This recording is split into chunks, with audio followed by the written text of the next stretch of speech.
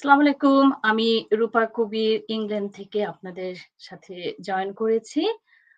আজকে আমরা এখানে আছি।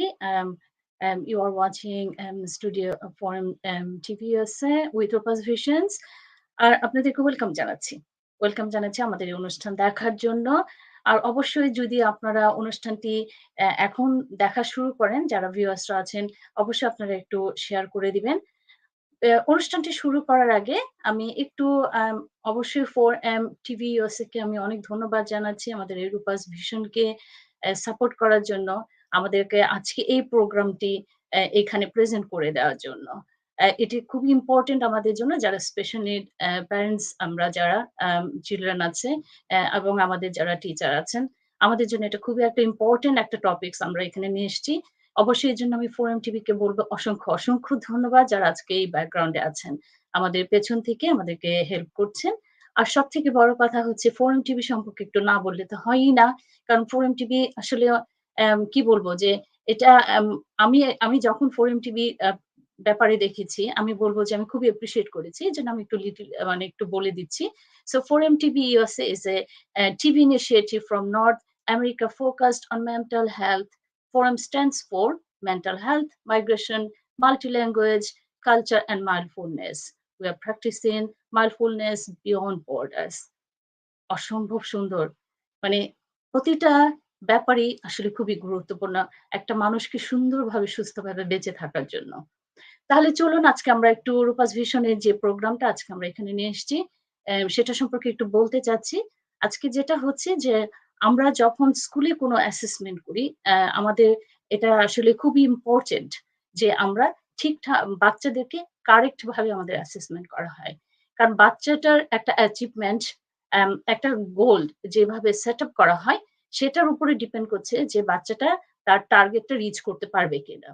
তো আজকে আমি চেষ্টা করেছি যে এই ব্যাপারটি একটু জানার জন্য যে আসলে কিভাবে করা হয় এই IEP সে সম্পর্কে অবশ্যই আপনারা জানতে পারবেন।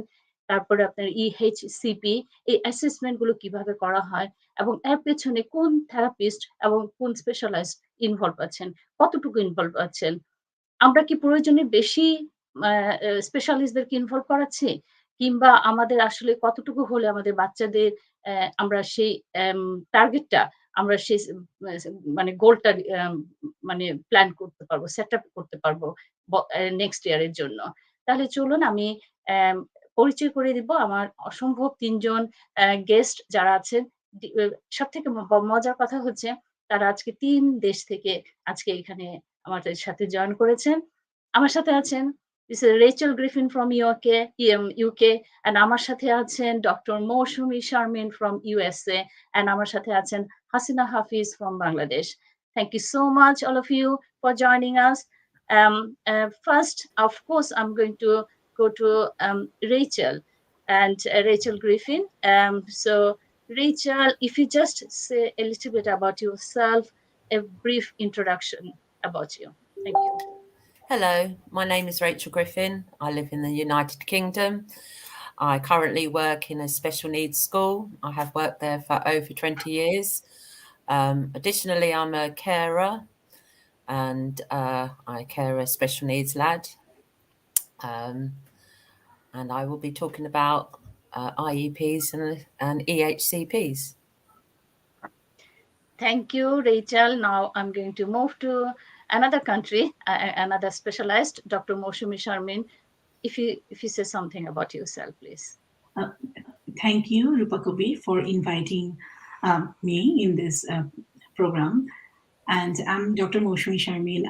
My background is in computer science, but what I do, I look at technology and how technology can help children and with autism and their families.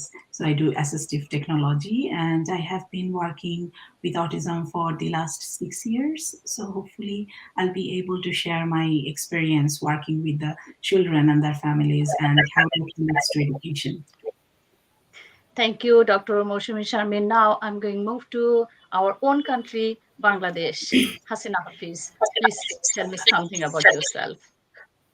Thank you, Rupa Kabir, for inviting me. Actually, I'm Hasina Hafiz from Bangladesh. I am a principal and founder of Rain Autism Care Foundation.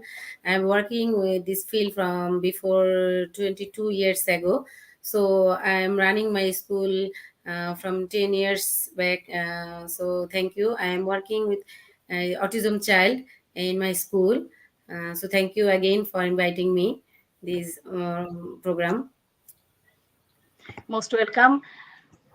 দর্শকরা আপনারা বুঝতে পাচ্ছেন আজকে আমি 3 দেশ থেকে 3 জন specialist ওনাদের যে আইইপি, ইএইচসি এবং এসসিএন যেটা সম্পর্কে অবশ্য আমরা একটু অল্প জানার চেষ্টা করব।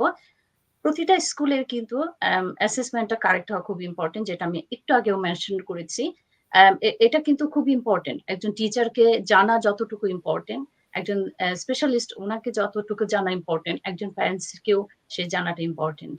এখন আমাদের কথা হচ্ছে যে আমরা যখন প্যারেন্টসরা আসলে অনেক কিছু আমরা জানি না, আমরা অনেক কিছু হয়তো বুঝতে পারি না। তো আমাদের আজকে এই প্রোগ্রামের মাধ্যমে আমি চেষ্টা করব যে আমরা যারা প্যারেন্টসরা আছি আমরা আমাদের এই মানে এই আইইপি, ইএইচসিপি এর মানেটা কি এবং এটা কেন করা হয় এবং এটার উপকারিতা, এটা আমাদের বাচ্চাদের জন্য কি কতটুকু ইম্পর্টেন্ট, তাদের টার্গেটে অ্যাচিভ করার জন্য, রিচ করার জন্য কতটুকু ইম্পর্টেন্ট, এটা জানা আমাদের খুব ইম্পর্টেন্ট। আমি এখন অবশ্য আমরা এক্সপেক্ট করছিলাম আমার কো-হোস্ট সুজানা কাফি লিপিকে, আনফরচুনেটলি উনি এখন আমাদের কাছে পৌঁছাননি। আমি চেয়েছিলাম উনি আমাদেরকে রূপাস ভিশন সম্পর্কে একটু কিছু জানান, বাট আমি ওয়েট করব। আমরা যদি কথা বলার মাঝখানে উনি ঢুকে যান তাহলে অবশ্যই আমি ওনার কাছে জিজ্ঞেস করবো আমাদের রূপাস ভিশন সম্পর্কে কিছু বলার জন্য। বাট এখন এই মুহূর্তে যেহেতু আমাদের 1 ঘন্টার শো, আমরা খুবই সময়টাকে মেনটেন করার চেষ্টা করব এবং ইম্পর্টেন্ট কথাগুলি আজকে আমরা এখানে তুলে ধরার চেষ্টা করব। তাহলে চলুন, I'm going to ask Rachel Griffin now. So Rachel Griffin, hi. Hello. Hi, okay. Thank you for inviting me. Always welcome. I know you personally, I know you as a professional.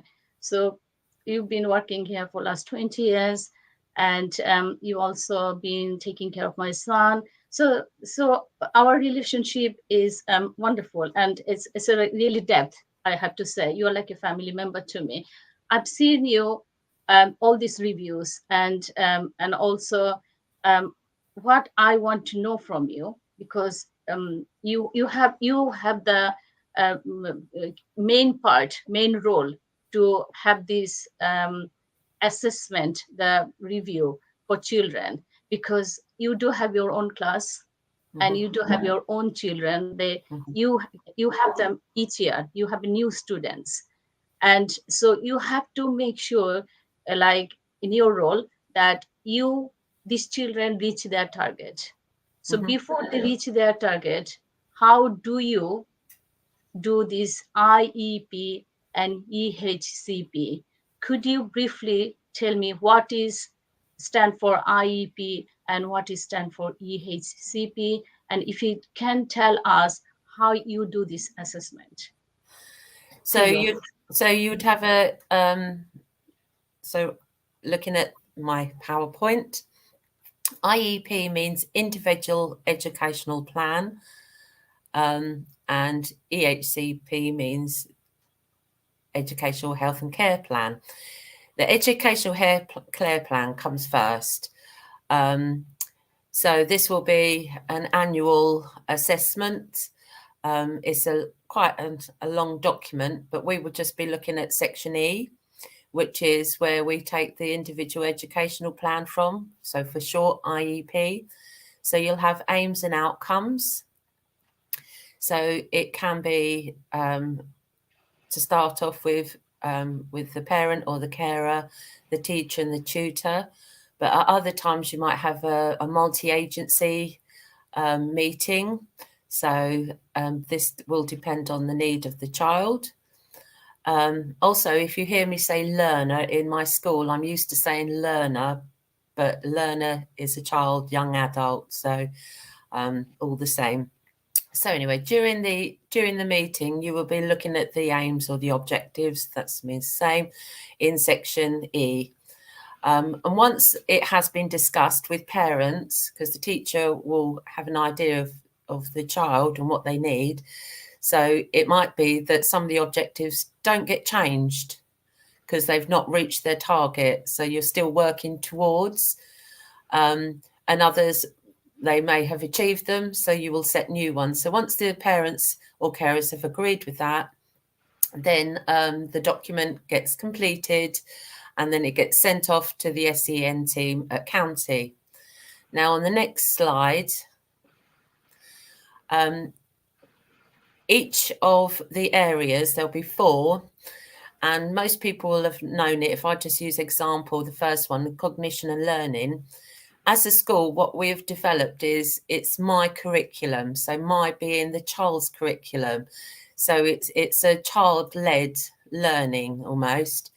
And so we've done it in 4 categories. So when we see cognition and learning, which is how we think, how we learn, we might need visuals, we might need symbols, we might need the words, we might need objects.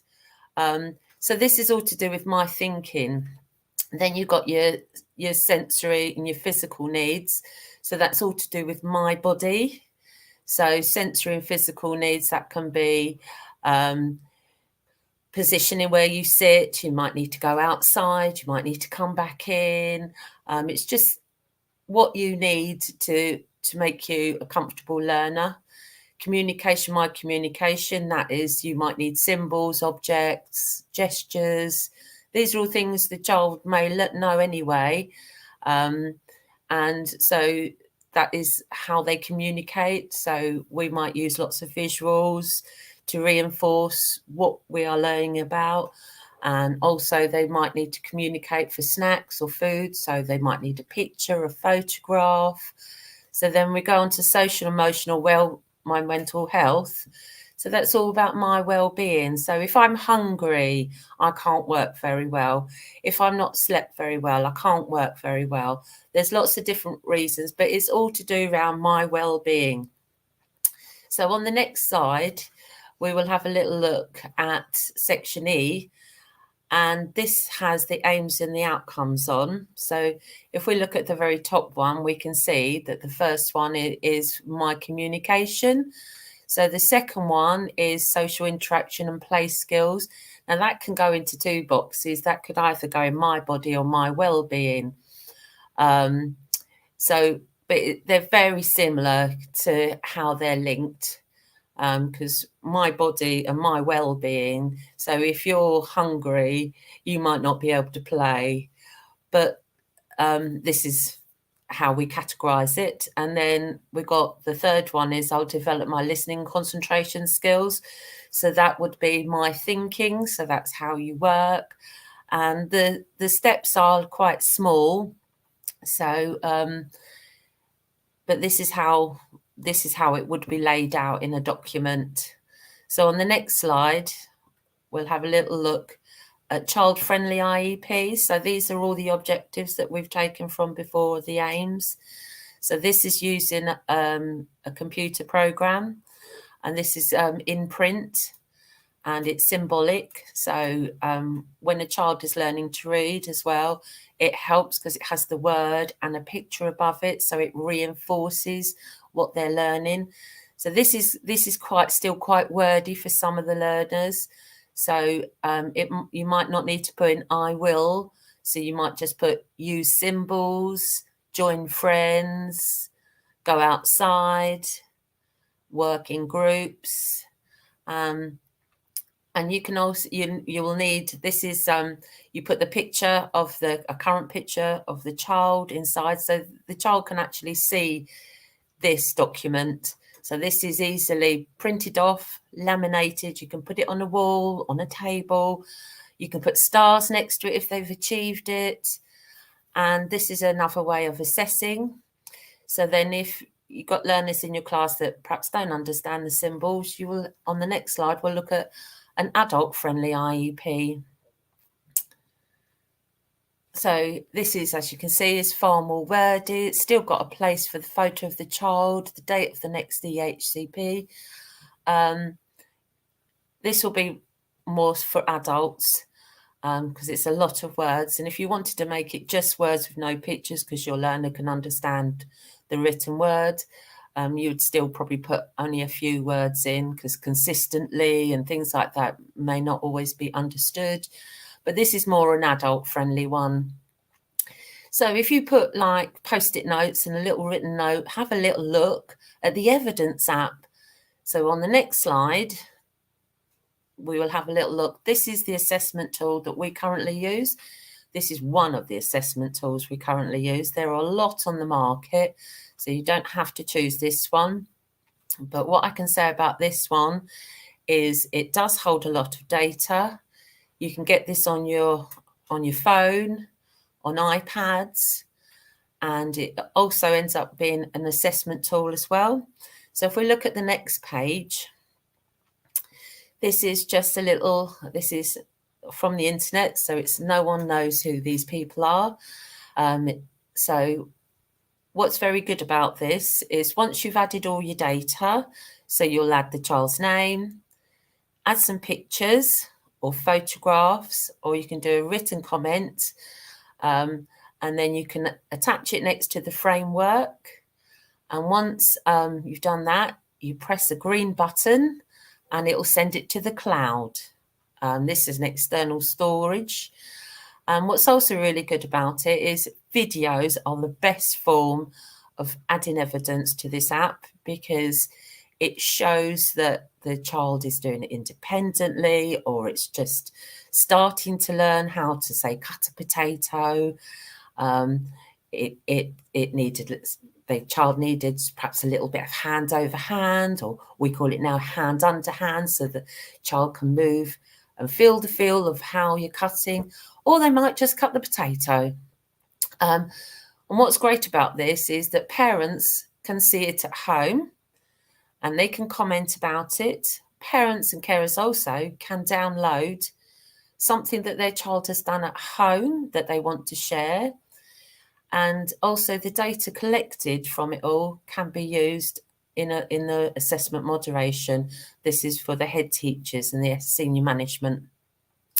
On the next slide, this is how we do our assessments. The teachers do the assessments and tutors. And in the first column where all the writing is, that has what the objectives or the aims are. And this is an early learning foundation stage. So this is a young child.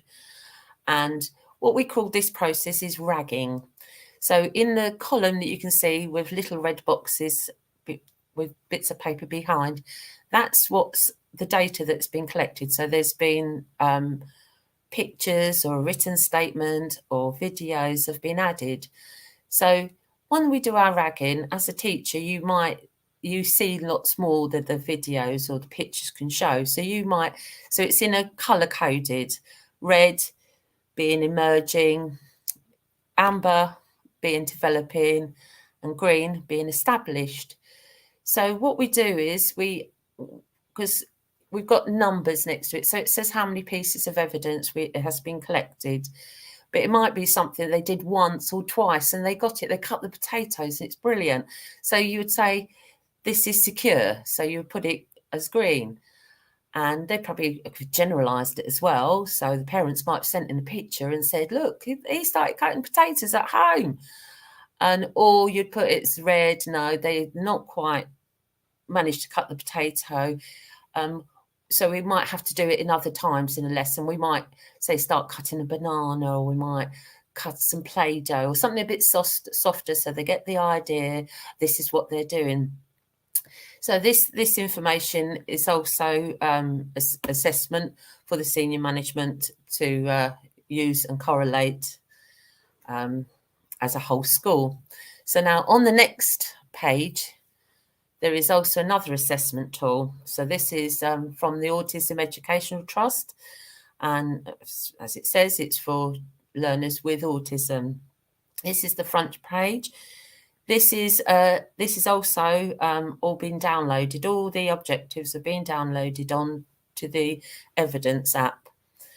And this is another assessment tool that we can use. And this is, you can do this on Excel worksheet. So this is the school-based part. So on the next page, we'll have a little look at, there's 8 different areas. In each area, there's quite a few objectives. So what we can do here is you add the name, and you can do the term, where term 1 is, you can add spring, term 2, summer, term 3, autumn. So once you've done that, that's personalised it to your child. And then what you can do is, out of the other sections from communication, where you can see it's all in colours, you can dip in and out. So you might be working towards your IEP and you might want to do smaller steps. Or there's something else that's not on your IEP that you might want to be doing. So you can just take, say, 1 out of health and living, 1 out of independence, and 1 out of sensory processing. So if we look at the next page, this gives us the example of some of the objectives they've got. I haven't done the whole sheet because it is a big, long one. So what we do here, this is colour-coded again.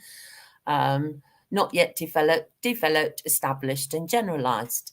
So say I've added those out of those sections. So we'll say it's the first one at the top of 1.1 and the first one on 1.2 and the next one on 1.3. So what we would do is you click where the crosses are and put a tick, and then you press the refresh button, which is the whirling round symbol, and it will just display the objectives that out of the whole document that you're working on. So then what you do here is you will do a baseline assessment. You will add first the date and you'll do a baseline assessment.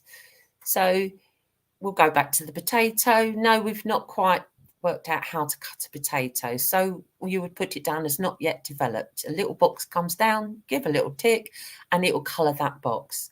But as the term progresses, they might start developing, cutting the potato, or they might get it straight away and cut the potato. And then you hear from their parents, they cut the potato at home. So you can make them go on to the blue, generalised, so that we can see then that they have achieved their objective. And where you see term 1 and there's little asterisks, this will put it as a percentage. So when the senior management correlate the assessments, it can show what percentage have completed certain assessments. Right, thank you for listening. Any questions?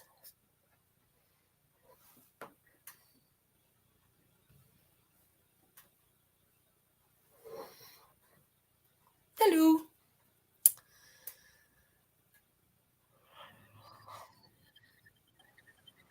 Right, covered. Sorry, I think I was muted. Yes, sorry. Now you can hear me now. Okay, so yeah, wonderful. Very simply, you have described.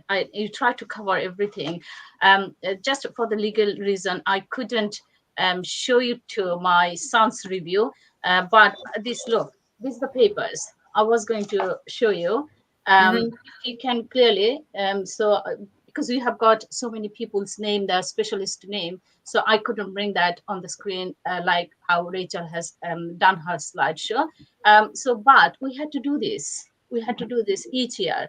These for us, for parents, to know what my son's development is and how much he has done his, achievement. And at the same time, it's not just for us also, it's for the teachers to remember. So next year, the teacher can set up their plan for, according to my son's ability. So thank you so much. And so I am going to ask you very quickly, because, 1 hour show, we have to cover so many things, and 2 other people from the different countries to share their views. Rachel, because you've been with Summit for quite a long time. So if you just tell me a little bit how you managed Summit from the beginning when you first saw it. I know Summit was quite difficult and challenging boy. And how did you manage that? Did you manage that part? And also one more question. The assessment, do you do the once a year or twice a year? That quickly can be answered. Thank you.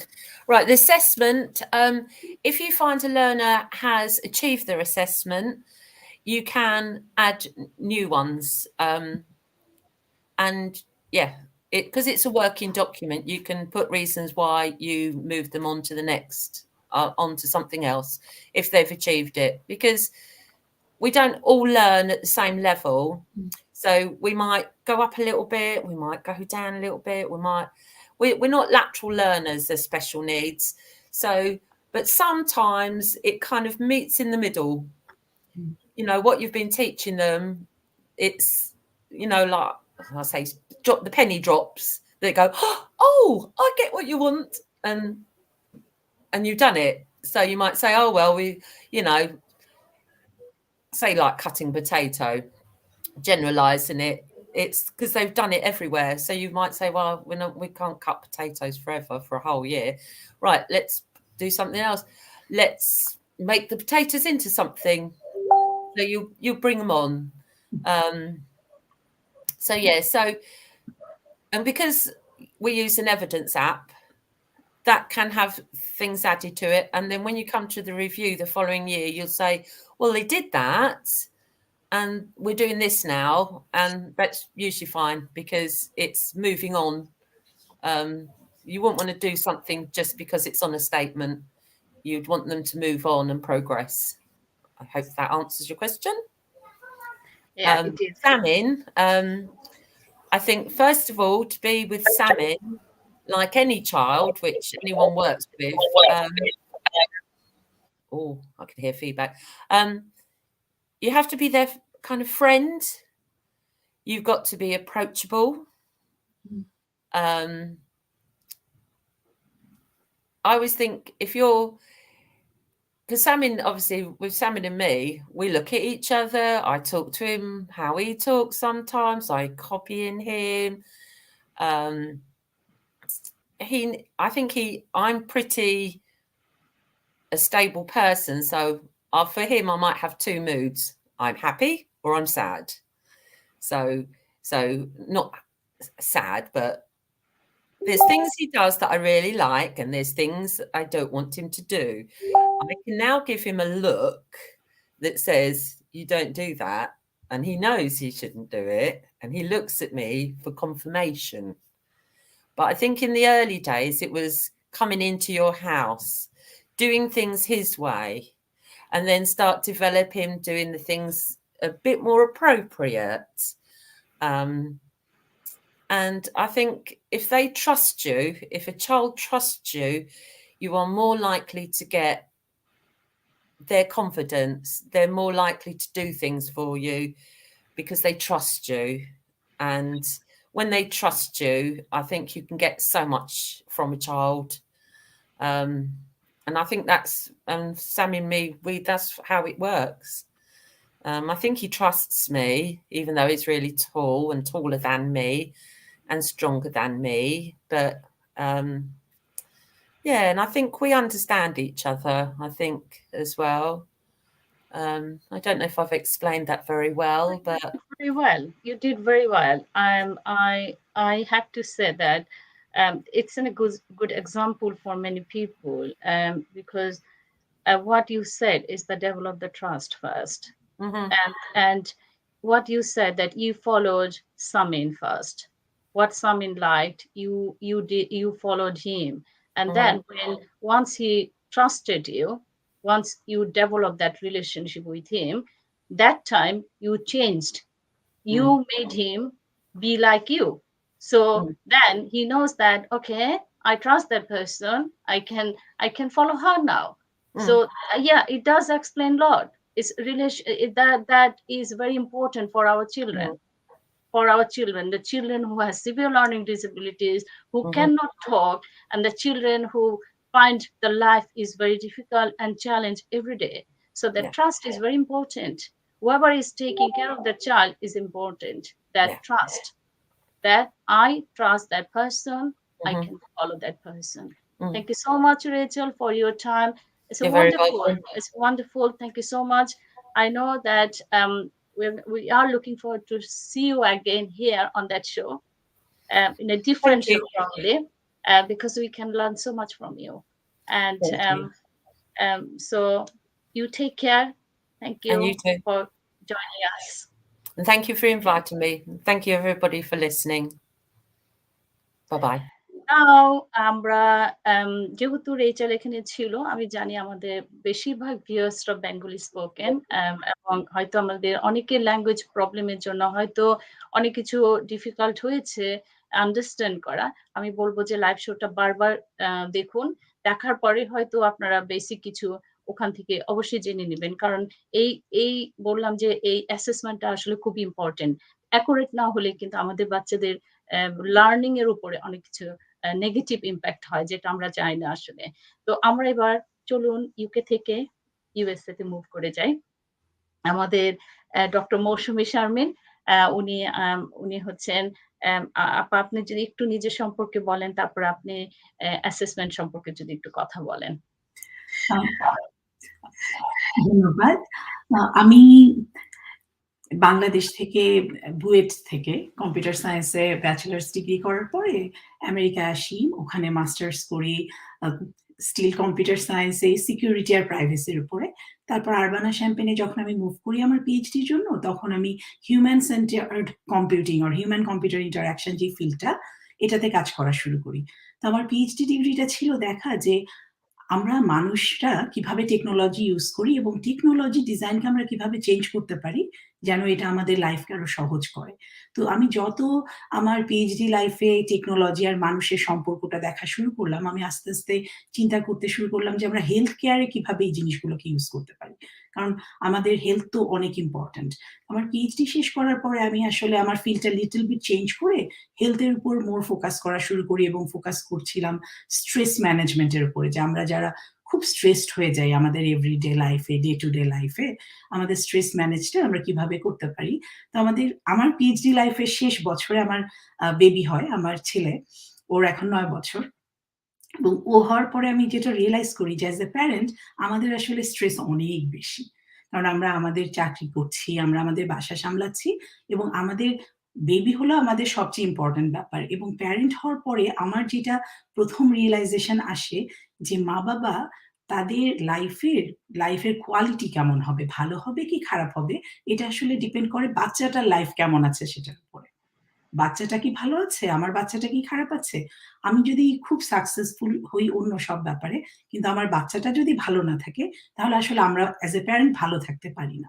তো এই জিনিসটা যখন আমি realise করলাম, আমি আমার professor হিসেবে life শুরু করি ২০১৫ তে, এবং আমি তখন পার্সোনালি এক্সপেরিয়েন্স করি যে যেসব বাচ্চাদের অটিজম আছে, যে বাচ্চারা অটিজম স্পেকট্রাম ডিসঅর্ডার আইডেন্টিফাই করেন, তাদের বাবা-মাদের স্ট্রেস লেভেলটা আরো কত বেশি। মানে অ্যাজ এ প্যারেন্ট আমার জন্য তখন আমি যখন ১ম এটা এক্সপেরিয়েন্স করলাম যে এই বাবা-মাদের লাইফটা চেঞ্জ হয়ে যায়। একটা বাচ্চা যখন এই ডায়াগনোসিসটা পায় যে তার বাচ্চাটা অটিজম স্পেকট্রাম ডিসঅর্ডার আছে, এবং তাদের সবকিছু, তাদের দৈনন্দিন জীবন কিভাবে তারা চালাচ্ছেন, তারা কি অ্যাচিভ করতে চাচ্ছেন, সবকিছু চেঞ্জ হয়ে যায়। ক্যারিয়ার, লাইফ সবকিছু থেকে ফোকাস হয়ে যায় যে আমার বাচ্চাটাকে কিভাবে আমি সাপোর্ট করতে পারবো। তো আমার কাছে মনে হলো, আমি এবং আমার হাসব্যান্ড তখন আমরা দুজন ঠিক করলাম যে আমরা যদি কিছু করতে পারি এই ফ্যামিলি গুলোর জন্য, এই প্যারেন্ট গুলোর জন্য, এবং যেহেতু আমরা কম্পিউটার সায়েন্সে ট্রেইনড, আমরা চিন্তা করেছি যে আমরা টেকনোলজি দিয়ে কিভাবে সেটা অ্যাচিভ করতে পারি। তো এই আমাদের অটিজমের সাথে কাজ করার জার্নিটা শুরু। আমরা গত ৬ বছর ধরে মেইনলি অটিজম নিয়েই কাজ করছি। অটিস্টিক বাচ্চা, তাদের ফ্যামিলি, এবং আমরা যেহেতু ইউনিভার্সিটিতে পড়াই, তো ইউনিভার্সিটিতে যেসব অটিস্টিক চাইল্ড বলবো না, ইয়াং অ্যাডাল্ট বলছি ওদেরকে, কারণ ওরা আর টিনস অ্যান্ড টোয়েনিজ। তো ওরা যখন আসে আমরা ওদেরকে নিয়ে কাজ করি যে আমরা ওদেরকে কিভাবে সাকসেসফুল হতে সাহায্য করতে পারবো। আর আমার কাছে রিসার্চটা অনেক বেশি প্যাশনের ব্যাপার এবং আমি খুব মোটিভেটেড আমার ফ্যামিলিকে দিয়ে। তো আমার যেহেতু একটা বাচ্চা আছে যে স্কুলে যায়, আমি ওর স্কুলের সাথে খুব ইনভলভ, এবং ওর স্কুলের সাথে ইনভলভমেন্ট থেকে আমি আসলে অনেক লার্ন করেছি। অটিজম কিভাবে স্কুলে হ্যান্ডেল করা হয়, আমেরিকায় কিভাবে সেটা হচ্ছে, আমরা ওই প্রসেসটাকে আরো কিভাবে ভালো করতে পারি, এবং আমি আজকে এইটা সম্পর্কেই অল্প কিছু বলবো আপনাদেরকে। এখন রেচেল তো অনেক কিছু বলেছে, এবং ও যে জিনিসগুলো বলেছে সেই জিনিসগুলো আসলে খুবই রিলেভেন্ট। আমাদের আমেরিকায় আসলে প্রসেসটাও মোটামুটি এরকমই, কিন্তু কিছুটা পার্থক্য আছে, আমি সেই পার্থক্যগুলো একটু হয়তো পয়েন্ট আউট করব। আর আমার কাছে মনে হচ্ছে যে আমি হয়তো প্যারেন্টদের রোলটা কি আইপিতে সেই ব্যাপারটার উপর একটু ফোকাস করব মোর। কারণ আমি যেহেতু নিজে একজন প্যারেন্ট এবং আমি যেহেতু অনেক প্যারেন্টের সাথে কাজ করি, প্যারেন্টরা কি করতে পারেন এই ক্ষেত্রে সেইটা আমি হয়তো সেটার উপরে ফোকাস করব একটু। তো আমরা যদি আমার স্লাইডগুলো একটু দেখি, তো আমি প্রথমে যেটা বলতে চাই রেচেলের মতোই যে আইপি অথবা ইন্ডিভিজুয়ালাইজড এডুকেশন প্ল্যান, এটা আসলে একটা ডকুমেন্ট, এটা একটা লিগাল ডকুমেন্ট। তো লিগাল ব্যাপারটার উপর আমি জোর দিতে চাচ্ছি, কারণ এটা যখন লেখা হয়ে যায়, যে পার্টিরা ইনভলভ, পার্টি বলতে প্যারেন্টস আছেন, টিচার আছেন, স্কুলের যারা প্রিন্সিপাল তারা আছেন, বাচ্চাটার স্পেশাল এডুকেশন টিচার আছেন, ওখানে যারা সাইকোলজিস্ট অথবা অন্য যারা স্পেশাল সার্ভিস প্রোভাইডার থাকে তারা আছেন, এদের প্রত্যেকে যখন এই ডকুমেন্টটা সাইন করে ফেলে, তখন স্কুল ডিস্ট্রিক্ট আসলে এটা ফলো করতে বাউন্ড, তাদেরকে এটা ফলো করতেই হয়। তারা যদি ফলো না করে তাহলে প্যারেন্টরা এটার উপর কমপ্লেইন করতে পারেন যে হ্যাঁ আমরা এগ্রি করেছিলাম আমার বাচ্চার জন্য এই কাজটা করা হবে, এখন কিন্তু এটা করা হয়নি। তো এটা লিগালি বাউন্ড ডকুমেন্ট আমেরিকায়। তো সেকেন্ড যে জিনিসটা আমি বলবো, এটা একটা এডুকেশনাল প্রোগ্রাম। তো আমরা যখন এডুকেশনাল প্রোগ্রাম বলছি, বাংলাদেশের চেয়ে আমেরিকার ব্যাপারটা একটু ডিফারেন্ট। এখানে বাচ্চারা সকাল ৮টার মধ্যে স্কুলে চলে যায় এবং মোটামুটি ৩টা পর্যন্ত স্কুলে থাকে। দিনের একটা বড় অংশ ওরা স্কুলেই থাকে। সেখানে সকালের ব্রেকফাস্ট, যেটা সকালের নাস্তা, মাঝখানে স্ন্যাক, লাঞ্চ সবকিছু ওরা স্কুল থেকেই পায়।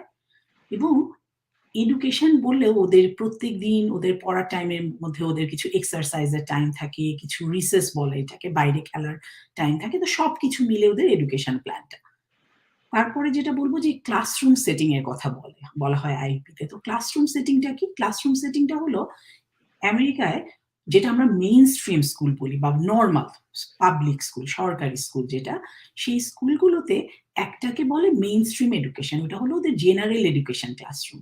তো জেনারেল এডুকেশন ক্লাসরুমে সব বাচ্চার জন্য, ওখানে স্পেশাল নিড আছে এমন বাচ্চাদের থাকতেই হবে এমন না, ওটা সব বাচ্চার জন্য ওপেন। এবং এখানে আমেরিকায় বয়স ভিত্তিক বাচ্চাদের অ্যাডমিশনটা। তো একটা বাচ্চা যখন ৬ বছর হয় সে তখন শুরু করে, ৬ সে কিন্ডারগার্টেন শুরু করলে ৭-এ যাবে গ্রেড 1-এ, ৮-এ যাবে গ্রেড 2-তে, এরকম। কিছু ক্লাস থাকে যেটাকে আমরা বলছি special education class with some support. তো এই ক্লাসগুলোতে আমাদের জেনারেল এডুকেশন ক্লাসেই হয়তো বাচ্চা থাকবে ২-১টা স্পেশাল নিডসের বাচ্চা, কিন্তু ওই ক্লাসটায় ১জন বা ২জন স্পেশাল এডুকেশন টিচার থাকবে, যারা বাচ্চাটার যদি কোনো হেল্প লাগে তখন হেল্প করবে।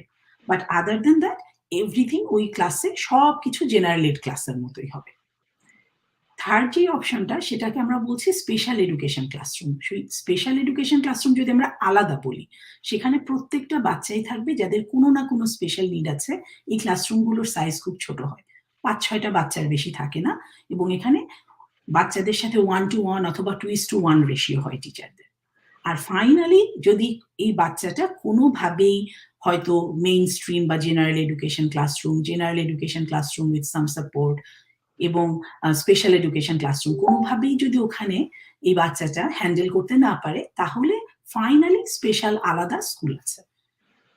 তো এটাই হচ্ছে ক্লাসরুম সেটিং। তো ওরা দেখে যে বাচ্চাটা আসলে কোথায় তাকে প্লেস করা যায়, কোন জায়গাটায় সে লার্ন করতে পারবে। আর সার্ভিসের কথা যেটা বলছি, সার্ভিস প্রোভাইডেড এখানে বাচ্চাটার যে, আমি আইপি ইভালুয়েশন প্রসেসটা আরেকটু বলবো পরে। তো ওখানে যেটা হয়, আইপি ইভালুয়েশন প্রসেসের সময় ওরা আইডেন্টিফাই করে যে বাচ্চাটার কি কি এক্সট্রা নিড আছে পড়ালেখার বাইরেও। বাচ্চাটার কি সেন্সরি নিড আছে, সোশ্যাল কমিউনিকেশন নিড আছে, তার কি অকুপেশনাল থেরাপি নিড আছে। তো এই যে নিডগুলো ওরা আইডেন্টিফাই করে, এই নিডগুলোর উপর ভিত্তি করে স্কুলেই ওকে কোনো না কোনো সার্ভিস প্রোভাইড করা হয়। এবং সেটা হয়তো টাইম বাউন্ড, যে আচ্ছা এই বাচ্চাটার কমিউনিকেশন সাপোর্টের নিডটা অনেক বেশি, তো প্রতি সপ্তাহে ও হয়তো ৩০ মিনিট করে ২ বার এই সার্ভিসটা পাবে, কিন্তু সেটা স্কুলে। ওকে তখন ওর ক্লাসরুম থেকে নিয়ে অন্য একটা ক্লাসরুমে প্লেস করা হবে, সেখানে ওর সার্ভিস প্রোভাইডার এসে ওকে ওই সার্ভিসটা দেবে, যে সার্ভিসটা ওর দরকার। আর স্পেসিফিক গোল যেটা রেচেল বললো, আমেরিকায় সিস্টেমটা এক্স্যাক্টলি সেম।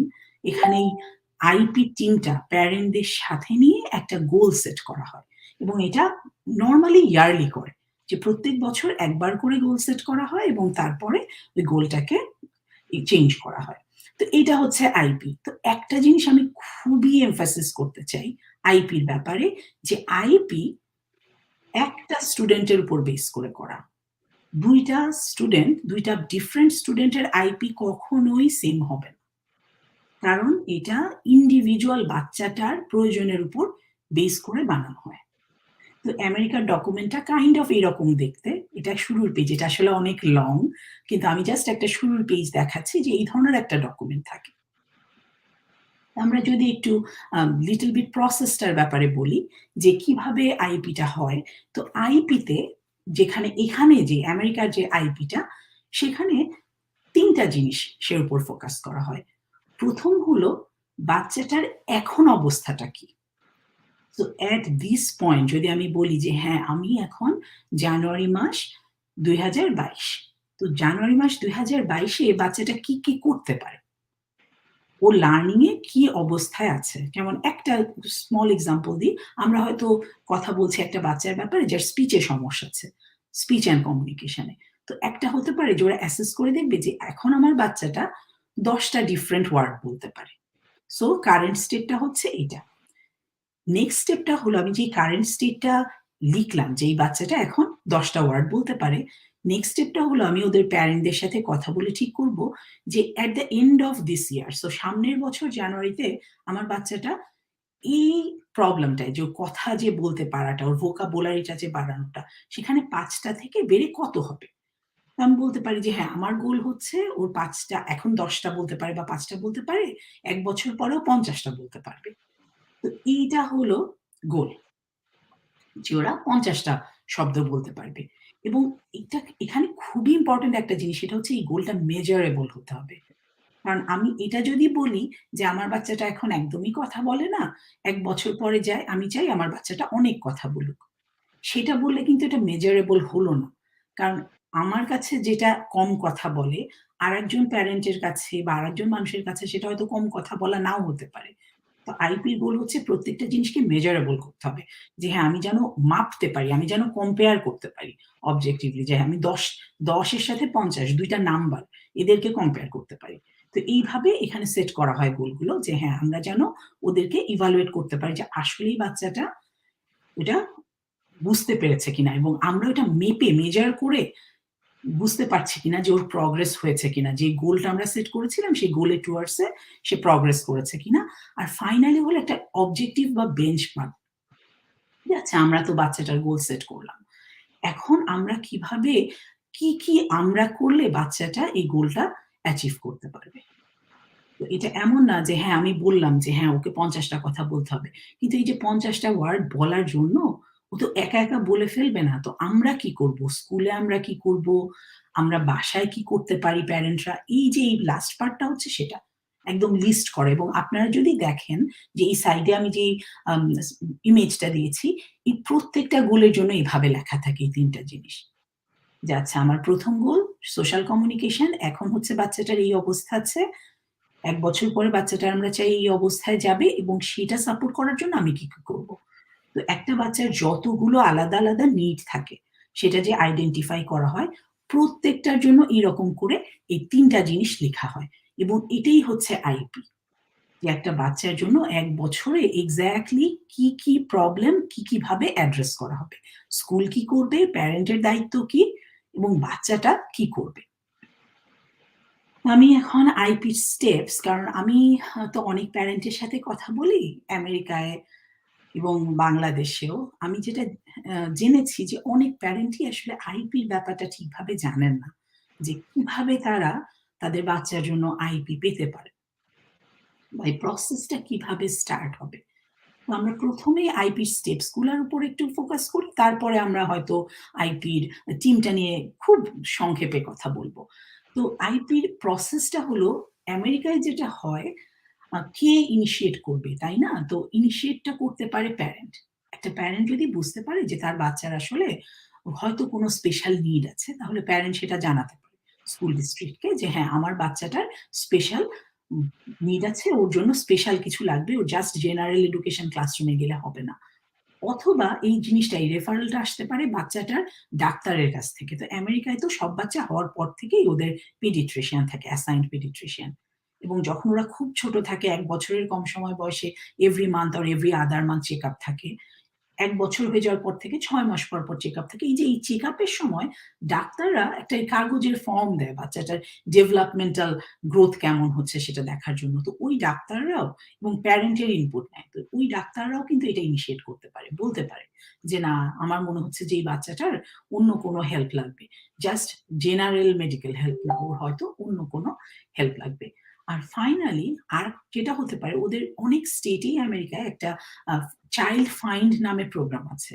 ওরা যেটা করতে পারে, ওরা স্কুল ডিস্ট্রিক্টে ভর্তি হওয়ার আগে ওরা বলতে পারে যে আচ্ছা, তোমার বাচ্চার কি কোনো স্পেশাল নিড আছে কিনা। তো এই ধরনের বিভিন্ন সোর্স থেকে প্যারেন্টরা বাচ্চার জন্য এই প্রসেসটা শুরু করতে পারে যে আচ্ছা, আমার বাচ্চার কোনো স্পেশাল নিড আছে কিনা সেটা দেখার জন্য। তো এই প্রসেসটা স্টার্ট হওয়ার পরে ইন জেনারেল যে স্কুলগুলো আছে, সরকারি স্কুল, আমি প্রাইভেট স্কুলের কথা বলছি না, সরকারি স্কুলগুলো ওরা তারপরে বাচ্চাকে ইভালুয়েট করবে এই রিকোয়েস্টটা পাওয়ার সাধারণত 1 মাসের মধ্যে। স্কুল থেকে 1 জন বা 2 জন আসবে, অথবা বাচ্চাটার ফ্যামিলিকে বলবে যে তোমরা বাচ্চাটাকে একটা সেটিং এ, হয়তো স্কুলের একটা ফাঁকা ক্লাসরুমে নিয়ে আসো, আমরা ইভালুয়েট করব। এবং এই ইভালুয়েশনটা খুব ডিটেইলড হয়। ওরাই দেখে, ওরা বাচ্চাটার সাথে কথা বলবে, ওরা বাচ্চাটাকে ছোট ছোট কাজ দিবে, একদম ছোট বাচ্চাদের মতো করে ইভালুয়েট করার জন্য যে বাচ্চাটার নিড গুলো কি। এবং এই যে এটা হলো স্টেপ 2 ছিল ইভালুয়েশন। স্টেপ 3 তে ওরা দেখে যে বাচ্চাটা যে ইন্টারাকশন করলো এবং প্যারেন্ট যে ইনপুট গুলো দিল, সেটার উপর বেস করে ওরা দেখে যে বাচ্চাটা আসলে স্পেশাল যেই সার্ভিস গুলো সেটার জন্য এলিজিবল কিনা। কারণ বিভিন্ন বাচ্চা বিভিন্ন জিনিসের জন্য এলিজিবল হয়, সব বাচ্চার নিড তো আর এক না। তো ওরা তখন দেখে যে কোন বাচ্চাটার কোন প্রবলেম আছে এবং সেটার জন্য ঠিক কতটুকু লাগবে।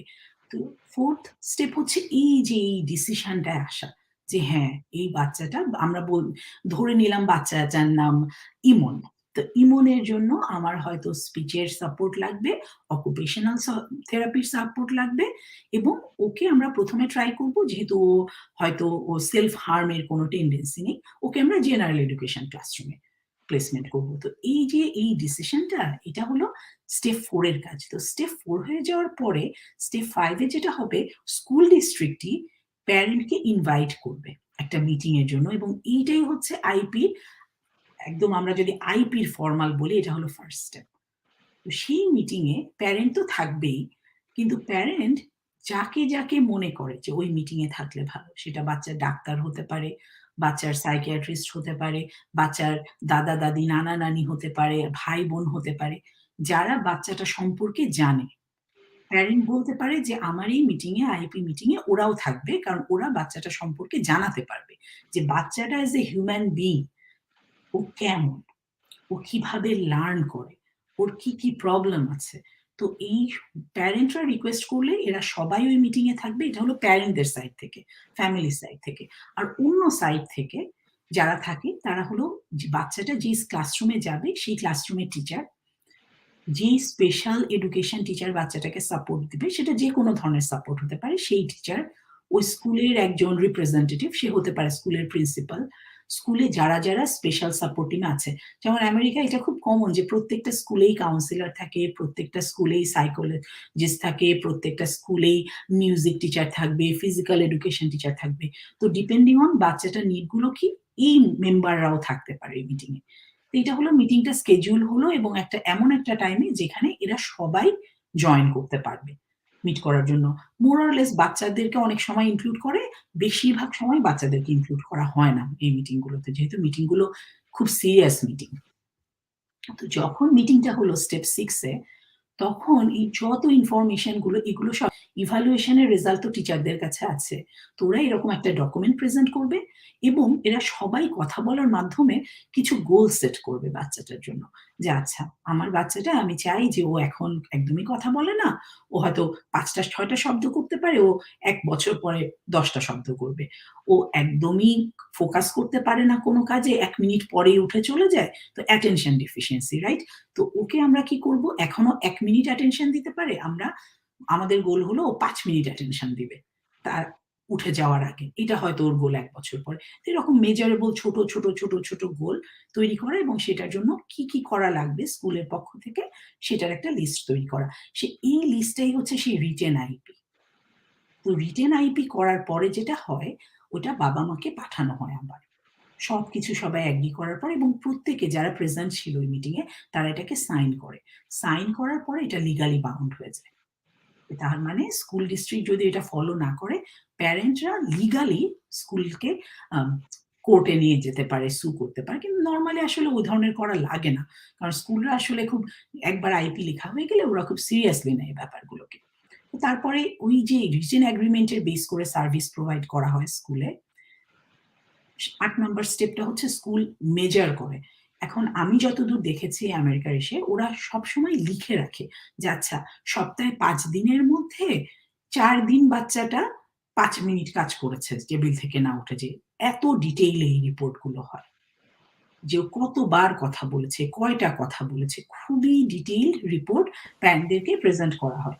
তো আইপি মিটিংটা আমি বলছি যে বছরে একবার হয়, এবং ওই যে 1 বছর পরে সেই অরিজিনাল টিমটা আবার আসবে, এসে ওরা দেখবে যে বাচ্চাটার গোল যেগুলো সেট করা হয়েছিল সেটাও অ্যাচিভ করতে পেরেছে কিনা। কিন্তু এর মানে এই না যে প্যারেন্ট চাইলে এর মধ্যে মিট করতে পারবে না। এখানে পাওয়ারটা প্যারেন্টদের হাতে। তারা চাইলেই বলতে পারে যে না, আমি আবারও বাচ্চাটার সাথে কথা, আমার বাচ্চাটা আমার মনে হচ্ছে প্রগ্রেস মেক করতে পারেনি, অথবা ওর এখন অন্য ধরনের একটা নিড এসেছে। তো প্যারেন্ট চাইলেই এটা ইনিশিয়েট করতে পারে, এবং ইনিশিয়েট করলে আবারও ওই প্রসেসটা শুরু হবে। ফাইনালি বাচ্চাটাকে রিইভালুয়েট করা হয় এভরি ইয়ার, যে হ্যাঁ ওর নতুন নিডগুলো কি, ও কি করেছে অ্যান্ড হোয়াটস নট। তো টিমের কথা তো অলরেডি বললাম, প্যারেন্টরা এখানে একটা বিশাল পার্ট, এবং বাচ্চার জন্য ইম্পর্টেন্ট যে কেউ যে ইনপুট দিতে পারবে। আর একটা জিনিস এখানে আমি যেটা বলতে চাই, খুব সংক্ষেপে বলছি, আইপি একটা লাইভ ডকুমেন্ট, এটা কিন্তু ফিক্সড না। আপনাকে সবসময় খেয়াল করতে হবে যে আপনার বাচ্চার স্ট্রেংথ কি, ওর উইকনেস কি, আপনি অ্যাজ এ প্যারেন্ট কি চান আপনার বাচ্চার জন্য, কিভাবে আপনার বাচ্চাটা লার্ন করবে, এবং সেটার উপর বেস করে আপনার আইপিটা আপনিই চেঞ্জ করবেন। আপনিই প্যারেন্ট টিচারদেরকে রিকোয়েস্ট করবেন যে না, ওটা চেঞ্জ করতে হবে। ফাইনালি আমি শেষ করব প্যারেন্টদের রোল দিয়ে।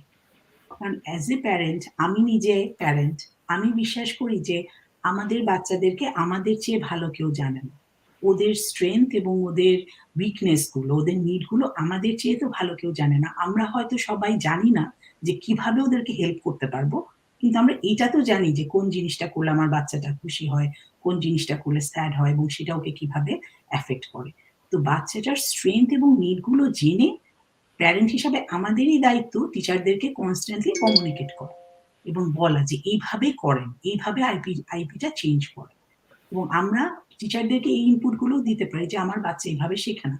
সব বাচ্চা কিন্তু বই পড়ে শেখে না, অনেক বাচ্চা খুব ভিজুয়াল লার্নার হয়, অনেক বাচ্চার জন্য হয়তো কোনো কিছু একটা অডিওতে দিলেই ভালো হয়, অনেক বাচ্চা হয়তো আইপ্যাড বা অন্য কিছুতে টিভিতে দেখেই শেখে। তো আমার বাচ্চা কিভাবে শেখে আমি যদি সেটা টিচারদেরকে বলি, তখন টিচারদের জন্য এটা খুব ইজি হয়ে যায় বাচ্চাটাকে শেখানো। আর ফাইনালি আপনারা যদি ইনভলভ না হন এই প্রসেসে, আপনাদের যদি আগ্রহটা টিচাররা বুঝতে পারে, আমি বিশ্বাস করি যে তাহলে এটা যেই দেশই হোক, এটা আমেরিকাই হোক, বাংলাদেশই হোক, আর ইউকেই হোক, তাহলে টিচাররাও বাচ্চাটার ব্যাপারে অনেক সিরিয়াসলি, হ্যাঁ এই বাচ্চাটার বাবা মা জানে যে বাচ্চাটার কি কি লাগবে, so we will do our best to help the child. আইপির ব্যাপারে এতটুকুই। তা আপনাদের যদি কোনো কোয়েশ্চেন থাকে, আমি জানি আমি অনেক সময় নিয়ে ফেলেছি, please feel free to contact me. Okay, thank you.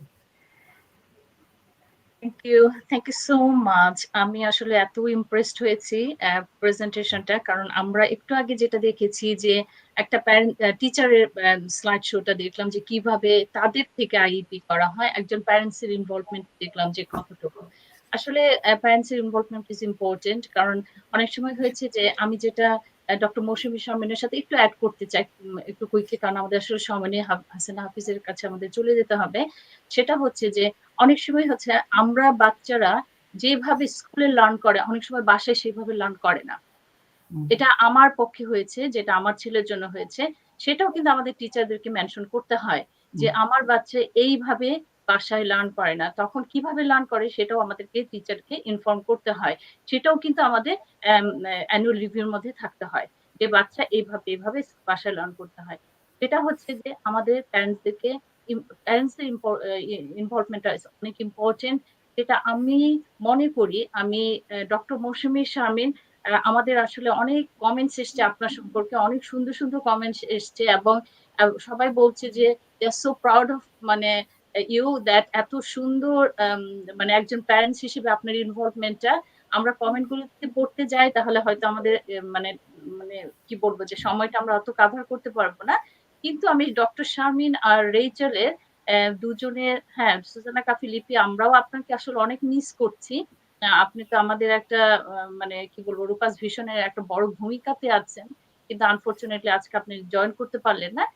যাই হোক আমি যেটা বলছি যে ডক্টর মৌসুমী শারমিনের কথা যেটা আমি একটু ধরবো, আপনি একটা কথা বলেছেন যখন সাইন করা হয় সেটা লিগেল মানে লিগেল হয়ে যায় এবং সেটাকে ফলো করা একটা স্কুলের এবং টিচারের সেটা হচ্ছে যে মানে বাধ্য, they have to follow it. যেটা পরে তো এখন কথা হচ্ছে হাসিনা হাফিজের কাছে আমি চলে যাব, এটা কি সেম এটা কি বাংলাদেশে হয় কিনা? যে যখন আপনারা আসলে আমাদের এখন হচ্ছে আমরা যখন মানে প্যারেন্টসরা যখন মানে ইনভলভ থাকি, আমরা প্যারেন্টসরা যখন সাইন করি বা টিচাররা যখন সাইন করে সবাই মিলে যে একটা এটা এটা কতটুকু মানে আপনারা লিগ্যাল হিসেবে নেন, আমি এটা আপনাদের কাছ থেকে একটু মানে আপনার কাছ থেকে একটু জানতে চাচ্ছি। ধন্যবাদ রূপা আপা। আসলে ডক্টর মৌসুমী শারমিন আপা যেভাবে বললেন আমি আপনার সাথে একমত যে আসলে আইইপিটা স্টুডেন্টদের জন্য এবং প্যারেন্টসদের জন্য এত গুরুত্বপূর্ণ যে এটা হোক আমেরিকায় হোক ইউকেতে বা হোক বাংলাদেশে বাচ্চাদের ডেভেলপমেন্টের জন্য আমরা যারা প্রফেশনালরা যারা স্কুল চালাচ্ছি তারা মনে করি এটা হচ্ছে মোস্ট ইম্পর্টেন্ট একটা থিং। কারণ একটা বাচ্চার অ্যাসেসমেন্ট করার পর যখন তার আইপিটা তৈরি করা হয়, আইপি তৈরি সেই মিটিংয়ে প্যারেন্টস তো অবশ্যই ইনভলভ থাকতে হবে।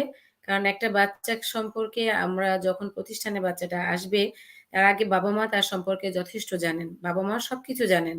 বাবা-মাই জানবে আমার বাচ্চাটার স্ট্রেংথ কোথায়, উইকনেস কোথায়। সেক্ষেত্রে বাবা-মা তো অবশ্যই থাকতে হবে এবং তার সাথে প্রফেশনাল যারা থাকবেন, আমরা বাংলাদেশে যেটা করি যে একটা বাচ্চার আইপি তৈরি করার শুরুতেই একটা মাল্টি প্রফেশনাল টিম নিয়ে কাজ করি। সেখানে থাকতে হবে সাইকোলজিস্ট, থাকতে হবে speech therapist, occupation therapist, special educator, বাবা-মা তো অবশ্যই এবং সাথে কেয়ার গিভারও থাকতে পারে। সে সবার ইনফরমেশনগুলো নিয়ে তারপরেই কিন্তু আমাদের এই ইন্ডিভিজুয়াল এডুকেশন প্ল্যানটা তৈরি করা হয়। আর একটা ইন্ডিভিজুয়াল এডুকেশন প্ল্যান এখানে বলাই হচ্ছে আইইপি। এটা কিন্তু একটা এডুকেশন প্ল্যান ২ জন বাচ্চার জন্য কখনোই কাজ করবে না। অবশ্যই না। প্রত্যেকটা বাচ্চার ডেভেলপমেন্ট আলাদা, প্রত্যেকটা বাচ্চার ম্যানেজমেন্টও হবে আলাদা, প্রত্যেকটা বাবা-মার চাহিদাও আলাদা।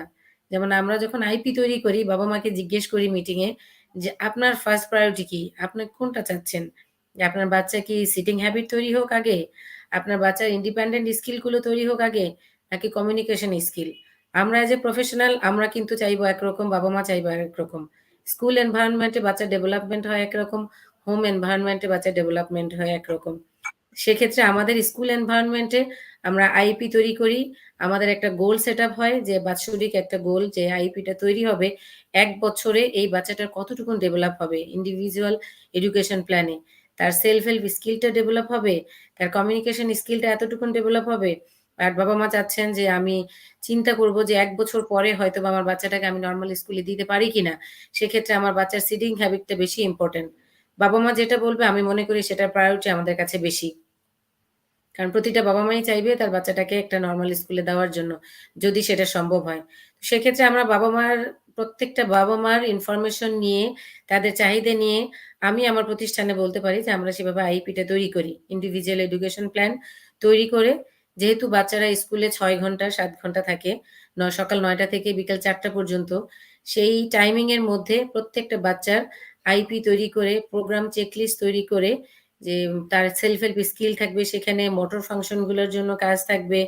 যদি কারো আদার্স কোনো কারিকুলামের প্রতি তার থাকে যে সে আদার কোনো সাইড ডেভেলপ করতে চায়, তার কম্পিউটারের প্রতি ফ্যাসিনেশন আছে, তারপরে সে কোনো ড্রয়িং এ কাজ করতে চায়, সেগুলোকেও আমরা প্রায়োরিটি দেই। দিয়ে সেভাবে তার জন্য একটা শিডিউল তৈরি করা হয়। প্রত্যেকটা বাচ্চারই স্কুলে আলাদা, আলাদা করে আমরা শিডিউল মেইনটেইন করি।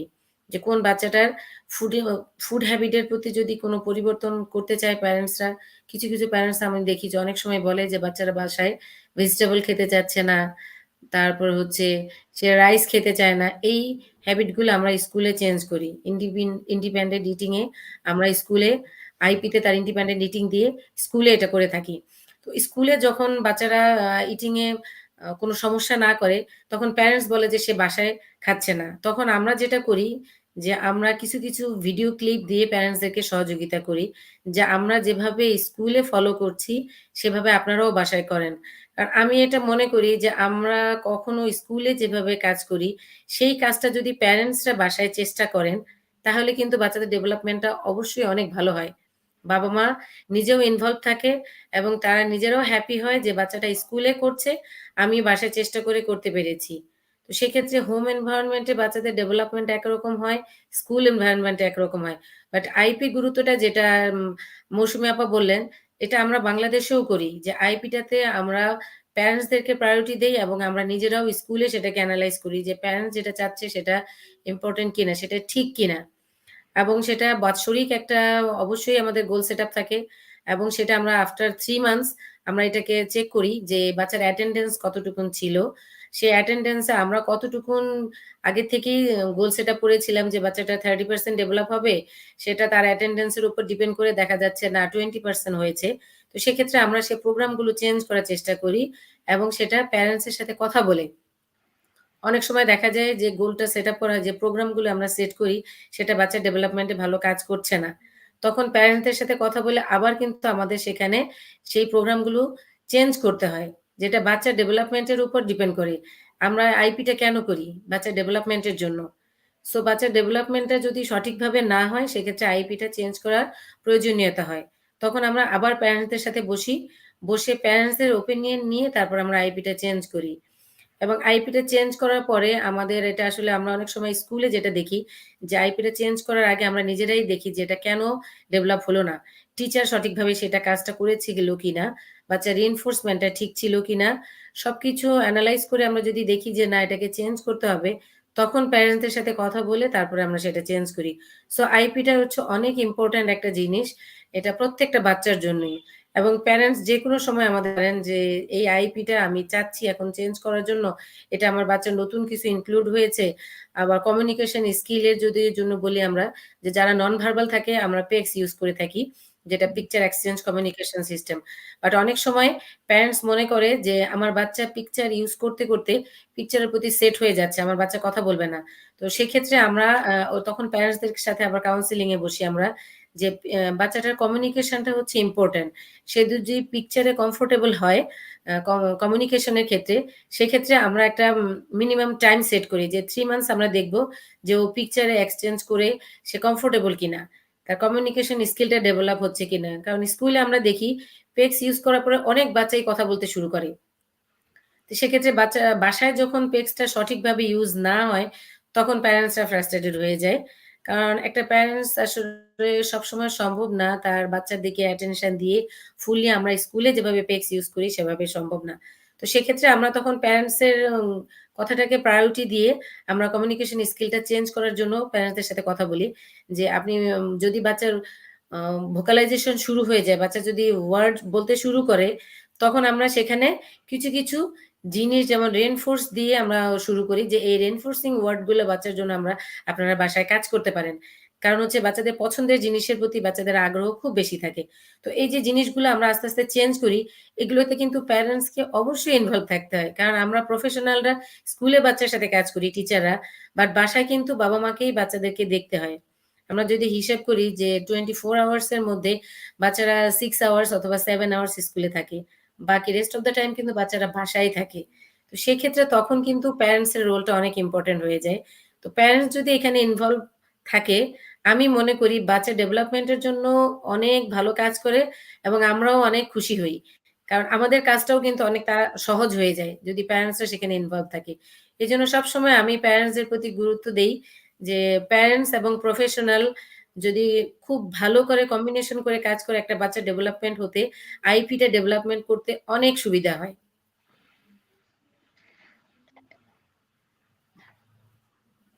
আপা সরি আপনার সাউন্ড হঠাৎ বন্ধ হয়ে গেল জানি না কেন। শুনতে না, পাচ্ছি না। শুনতে পাচ্ছেন এখন? শুনতে পাচ্ছেন? জি, এখন শুনতে পাচ্ছি। জি। জি। তো আইপির ক্ষেত্রে এটা হোক মানে যেকোনো দেশেই হোক, আমাদের আসলে সামাজিকতার উপর ডিপেন্ড করে আমাদের এডুকেশন প্ল্যানটা তৈরি করতে হয় এবং ক্লাসরুম যে সিটিং অ্যারেঞ্জমেন্টটাও সেক্ষেত্রে ওভাবেই করতে হয়। যেহেতু অটিজম বাচ্চাদের প্রত্যেকটা বাচ্চারই নিউরোলজিক্যাল ডিলেজ আছে, কমিউনিকেশন ডিলে থাকে। এইজন্য প্রতিটা বাচ্চারই আমরা মনে করি যে তার আইপিটা ডিফারেন্ট হবে। তো সেক্ষেত্রে আইপির সিস্টেম যেটা লিগ্যালি বললেন আপা, এই সিস্টেমটা এখনো বাংলাদেশে নাই যে প্যারেন্টস এবং টিচার সিগনেচার করার পর এটা লিগ্যাল হয়ে যাবে। এটা হচ্ছে আসলে প্রত্যেকটা প্রতিষ্ঠানের নিজস্ব একটা সিস্টেমে কাজ করে এটা, যে আমি মনে করি যে আমার অর্গানাইজেশনে প্যারেন্টসদের চাহিদা কিরকম হবে এবং বাচ্চাদের কোন সিস্টেমে কাজ করব। আমি যেমন অ্যাপ্লাইড বিহেভিয়ার অ্যানালাইসিস নিয়ে কাজ করি। আমরা সেক্ষেত্রে আইপিটার প্রায়োরিটি দিই অনেক বেশি এবং তার সাথে প্রত্যেকটা বাচ্চার যখন স্কুলে আসে অ্যাসেসমেন্ট করা হয়, সেক্ষেত্রে প্যারেন্টসদের কাছ থেকে আমরা যে ইনফরমেশনটা নেই যে বাচ্চার পছন্দ অপছন্দ। কারণ যেহেতু আমরা আইপিতে ইন্ডিভিজুয়ালি কাজ করব এবং বাচ্চার প্রতিটা প্রোগ্রাম ডেভেলপমেন্টের জন্য আমরা রেনফোর্সমেন্টের প্রায়োরিটি দিই। কারণ একটা বাচ্চা যখন স্কুলে আসবে তার কমফোর্টেবল জোন সে তখনই দেখবে যখন সে তার পছন্দের জিনিসগুলো স্কুলে পাবে। সে কমফোর্টেবল জোনে যতক্ষণ পর্যন্ত না আসবে আমি কিন্তু তাকে বাচ্চাকে শেখাতে পারবো না এবং সেটা পয়েন্ট টু পয়েন্ট করে শেখানো সম্ভব না যতক্ষণ না পর্যন্ত বাচ্চাটা কমফোর্টেবল হবে। তো সেক্ষেত্রে প্যারেন্টসের কাছ থেকে আমরা বাচ্চার পছন্দ অপছন্দটা যেমন জেনে নেই, সেরকম বাচ্চা কি বাচ্চার স্ট্রেংথটা উইকনেসটাও আমরা জেনে নেই। জেনে তারপর ওভাবে করেই আমরা কাজ করি। তো আসলে এই আইপির বিষয়টা এইজন্য প্রতিটা দেশেই যেরকম গুরুত্বপূর্ণ, আমি মনে করি আপার সাথে মৌসুমী আপার সাথে আমাদের অনেকটাই মিলে যায়। বাট লিগ্যালিটি বলে বাংলাদেশে এখন যে একদম সাইন করার পরে সেটা লিগ্যাল হয়ে যাবে, প্যারেন্টস ক্লেম করতে পারবে, এগুলো এখনো পর্যন্ত বাংলাদেশে হচ্ছে না আপা। যেটা আমি মনে হয় হচ্ছে বুঝাতে পারছি। যেটা আমি মনে করি যে আমাদের বাংলাদেশে আসলে অনেকটা lack of understanding, lack of knowledge, হ্যাঁ? যেটা আমি সিউর এটা মানে আমাদের প্যারেন্টসরা আসলে বাংলাদেশে এখনো ওরকম ভাবে ইনভলভ হতে চাচ্ছে না। এবং আমি এটা খেয়াল করেছি। কারণ জানি না কোন একটা রিজনে বাচ্চাকে স্কুলে দেওয়ার পরে তারা মনে করছে তাদের দায়িত্বটা অনেকটা চলে গেল। যে ওই সময়টুকু আবার অনেকটা প্যারেন্টস আছে ইনভলভ হতে চাচ্ছে। কোন রিজনে there is a lack of communication between school and the parents, হ্যাঁ?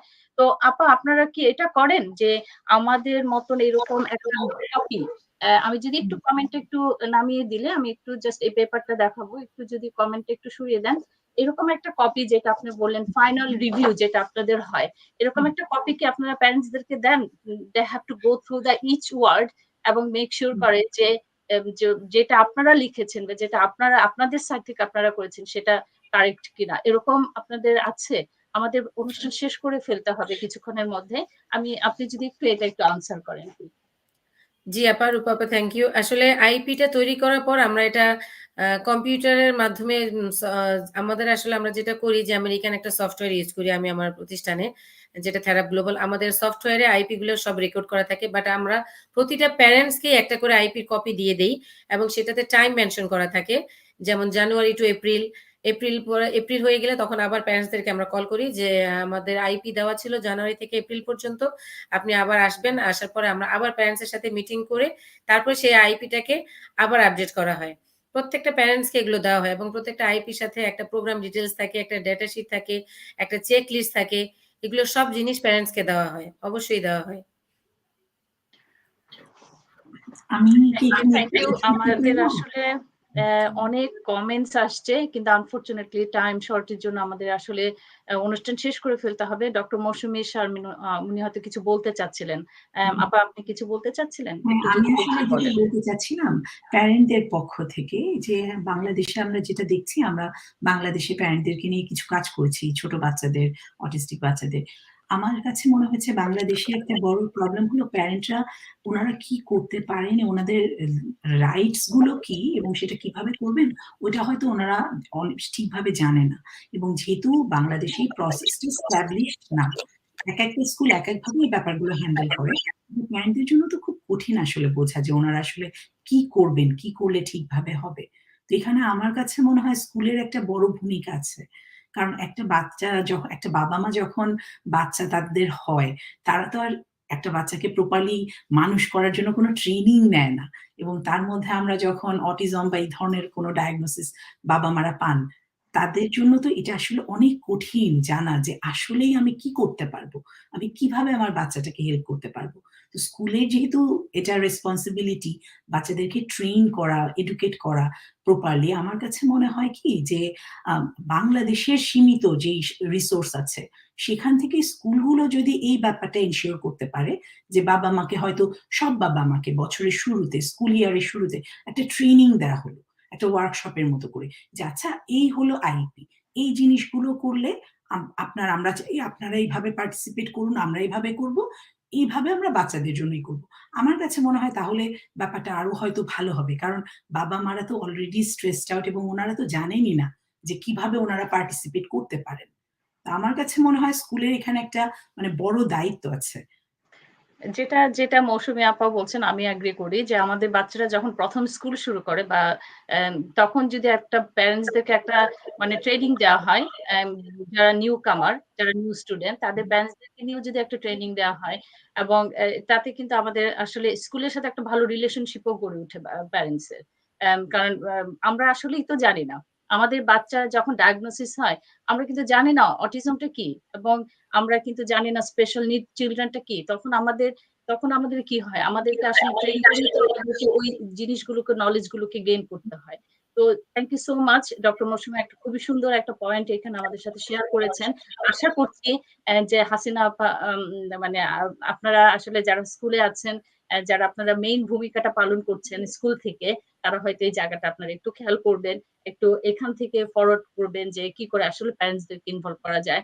আমি অনেক সময় শুনেছি যে প্যারেন্টসরা অনেক সময় আসলে করতেও চায় না। কিছুটা লেজিনেসও আছে। আমি প্যারেন্টসদের কাছে রিকোয়েস্ট করব যদি বাচ্চার অ্যাচিভমেন্টটা আপনারা দেখতে চান, যদি মনে করেন যে না যে গোলটা আপনারা আসলে সেট আপ করা হয়েছে সেটা যদি রিচ করতে চান বাচ্চাদের, তাহলে অবশ্যই আপনারাও একটু ইনভলভ থাকবেন। এটা আপনার নিজের বাচ্চা। এটা আপনার নিজের বাচ্চা। আপনার বাচ্চা ভালো করলে কিন্তু আপনার অনেক ভালো লাগবে। তো থ্যাংক ইউ সো মাচ। আজকে গেস্টদেরকে অসংখ্য ধন্যবাদ। আর যারা আমাদের সাথে ভিউয়ার্সরা ছিলেন তাদের অসংখ্য ধন্যবাদ। সুন্দর কমেন্টস ছিল। আনফরচুনেটলি কমেন্টস গুলো পড়ার সময় হয়নি। আর অবশ্যই ফোরাম টিভি ইউএস কে অনেক ধন্যবাদ। আমাদের আরিফুল উনি আমাদের পেছন থেকে অনেক আমাদেরকে আজকে হেল্প করলেন, আমাদেরকে একসাথে নিয়ে আসলেন। তার জন্য উনাকে অনেক ধন্যবাদ। আপনাদেরকে আমি আবার বলছি Foreign TV USA TV initiative from North America focused on mental health. 4M stands for mental health, migration, multi-language culture and mindfulness. We are practicing mindfulness beyond borders. So এটাই হচ্ছে আমাদের 4M TV USA. তো আপনারা যারা আজকে আছেন ইনশাআল্লাহ হয়তো এখানে আবার অন্য কোথাও আপনাদের সাথে আমাদের দেখা হবে।